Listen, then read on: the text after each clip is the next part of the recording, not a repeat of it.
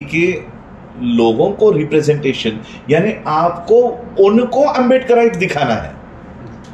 यानी बाबा साहब पे कौन बात करेगा?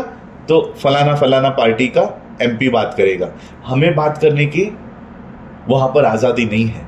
आज बाबा साहब की मूवमेंट कौन चलाना है? अभी रामानंद कोविंद जी ने एक बुक पब्लिश की थी। बुक का नाम है, पब्लिक डोमेन पे है, अंबेडकर एंड मोदी। तो बाबा साहब के विजन इस देश में कौन पूरा कर रहा है? Only and only Narendra Modi. तो ये माइंडसेट पूरे भारत में तैयार किया जा रहा है। ये उसी का रेप्लिका मुझे नेशनल लॉ कॉन्फ्रेंस, जो मेरा सेशन कैंसिल हुआ है, हमारा सेशन कैंसिल हुआ है, उसमें मुझे पता चलता है कि बाबा साहब के विजन्स बताने का काम अब सिर्फ एक XYZ पार्टी के लोगों का, उनकी ही मक्तेदारी कहते हैं हम लोग मराठी में, उनका ही अधिकार रह गया है कि बाबा साहब की लेगेसी यानी सिर्फ हम लोग बताएंगे, आप लोग नहीं बता सकते।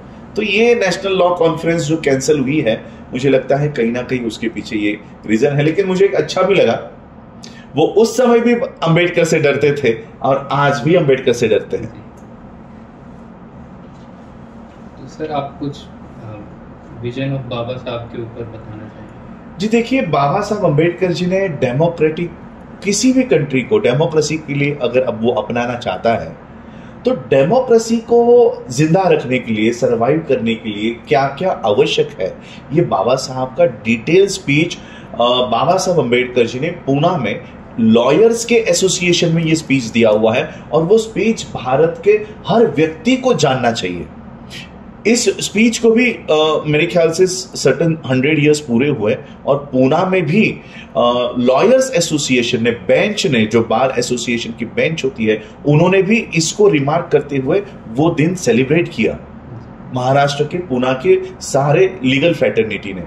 और बाबा साहब के जो विजन है वो आज भारत के हर व्यक्ति को पता होने जरूरी है। किसी भी डेमोक्रेटिक कंडीशंस में कंट्री को अगर डेमोक्रेसी आपको अपनाना है तो वहां पर कास्ट नहीं होनी चाहिए। जब तक वहां पर कास्ट है तो डेमोक्रेसी नहीं है। तो ये विजन्स हम लोगों को बताने होंगे। बाबा साहब ने इस देश को अपलिफ्ट करने के लिए जो विजन्स दिए हैं वो भारत के हर नागरिक को पता होना चाहिए। कॉन्स्टिट्यूशनल मॉरलिटी के बारे में बात करते हैं बाबा साहब।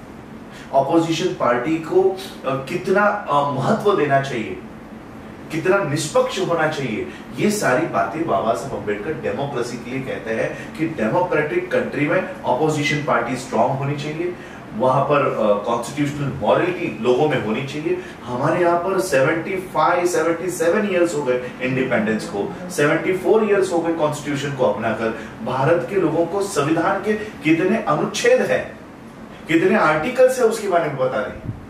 आर्टिकल 14 क्या है पता नहीं, आर्टिकल 15 क्या है पता नहीं। क्या एक्सपेक्ट करते हो हम लोग? 74 इयर्स के बाद भी हमें संविधान पता नहीं है। किस कॉन्स्टिट्यूशनल मॉरलिटी की बात हम लोग कर रहे हैं जब हमारे में वो नैतिकता ही नहीं है?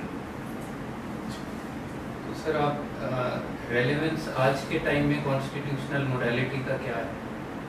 देखो, आज एक तरफ बाबा साहब अम्बेडकर कहते हैं कि भारत के लोगों में कॉन्स्टिट्यूशनल उनके हक और अधिकार क्या है उसकी सारी जानकारी होनी चाहिए।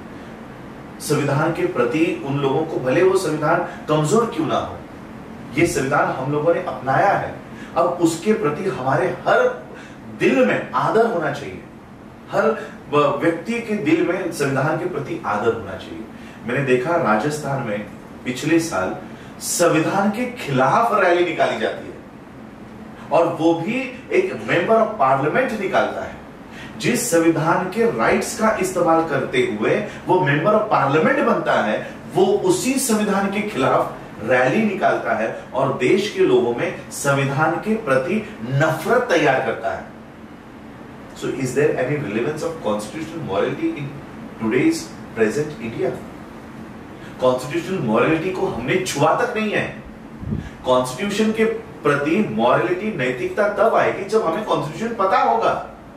अब इन्होंने कॉन्स्टिट्यूशन के प्रति इतनी नफरत लोगों के दिल में पैदा की है कि अगर मुझे नौकरी नहीं लग रही है तो वो संविधान जिम्मेदार है, अगर मुझे कहीं एडमिशन नहीं मिल रहा है तो वो संविधान जिम्मेदार है। तो एक वर्ग के दिल में ये संविधान के प्रति नफरत तैयार कर रहा है। आज संविधान को पार्लियामेंट के सामने जलाया जाता है और देश का प्रधानमंत्री उसी समय गौतम गंभीर के जो क्रिकेटर है उसके उंगली को कुछ चोट लग गई तो ट्विटर पे संवेदना जाहिर करता है, लेकिन संविधान जलाने पर एक शब्द नहीं बोलता।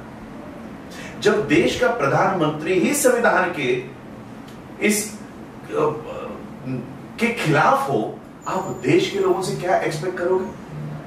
तो हमें आज ये जो चल रहा है भारत में कि किस तरह से संविधान के प्रति लोगों में नफरत तैयार की जा रही है, ये काम लीगल फ्रैटर्निटी के लोगों का है, एडवोकेट्स का है, इंजीनियर्स का है, पढ़े लिखे लोगों का है कि उसको समाज के लोगों आखिरी व्यक्ति तक जाकर उसको संविधान समझाने का काम, जो काम गवर्नमेंट का है, स्कूल्स का है, सिलेबस का है।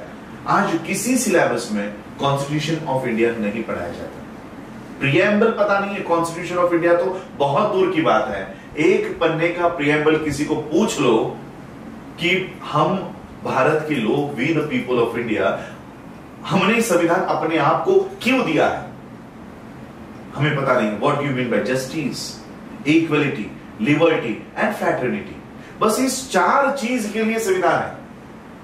हमें 395 आर्टिकल्स भी पढ़ने की जरूरत नहीं है, ये 4 चीज हम लोगों को चाहिए। जस्टिस चाहिए, इकोनॉमिक अफेयर्स कमेटी का हेड ये कहता है कि यहां जस्टिस, लिबर्टी, इक्वलिटी का रिलेवेंस नहीं है, इक्वलिटी का रिलेवेंस नहीं है। जहां मूंछ रखने पर आज 2023 पर भी मारा जाता है, क्या इक्वलिटी हमने हासिल किया है? जब हमें अपने विचार व्यक्त करने पर ईडी और सीबीआई लगाई जाती है, क्या हमारे पास लिबर्टी है?